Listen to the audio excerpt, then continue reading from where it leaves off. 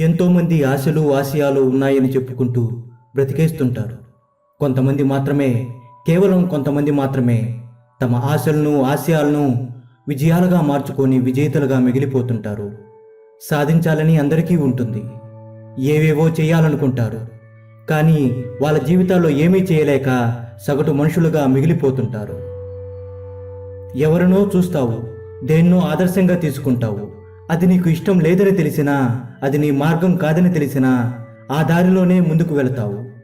కొద్ది రోజులకు నీ ఈ వీరావేశం చల్లారిపోతుంది. ఆ లక్ష్యం పట్ల నీ ఆలోచనలు కూడా క్రమంగా సన్నగిల్లిపోతాయి. మరికొన్ని రోజులకు నీకు ఆశయం ఉందన్న సంగతి కూడా మర్చిపోతావు. ఒకవేళ అది పొరపాటున గుర్తుకు వచ్చినా, ఇప్పుడు నాకు అంత ఇంట్రెస్ట్ లేదులేండి అంటూ ఏవో సాకులు చెబుతూ నీ మసకబారిన జీవితానికి మరింత మసిపూసుకుంటూ నిన్ను నువ్వే మోసం చేసుకుంటూ జీవిస్తావు. చివరికి తీరని ఆశలతో, నెరవేరని లక్ష్యాలతో కాలం చాలిస్తుంటావు. ఆలోచనలు అందరికీ వస్తాయి, కానీ ఆచరణ మాత్రం కొందరిలోనే ఉంటుంది. ఈ ఆచరణకు వారు శ్రమను జోడించి తమ అనుకున్న జీవిత శిఖరాలను అధిరోహిస్తుంటారు. మరి కొంతమందికి ఆలోచనలు కార్యరూపం దాల్చకముందే ఎన్నో అనుమానాలు మనసును తొలిచేస్తాయి. ఎవరో నలుగురు చెప్పిన మాటలు విని వారి లక్ష్యాలను వదిలిపెట్టి దూరంగా పారిపోతుంటారు. విజయం సాధించాలంటే ఎన్నో కష్ట నష్టాలకు ఓర్చుకోవాలి, వాటి నుండి జీవిత పాఠాలు నేర్చుకోవాలి. కలిగిన ప్రతి అనుమానాన్ని, కలిగిన ప్రతి సందేహాన్ని దేవుని పంపిన సందేశాలుగా భావించి జీవితంలో ముందుకు పోవాలి.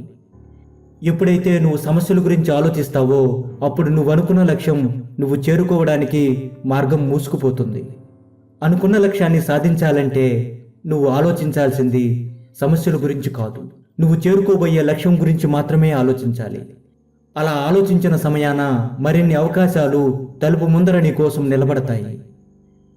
నీకు లక్ష్యం పట్ల ఉండాల్సింది కేవలం ఇష్టం మాత్రమే కాదు, ఎన్ని అవాంతరాలు ఎదురైనా వీడిపోని దృఢ సంకల్పం కావాలి.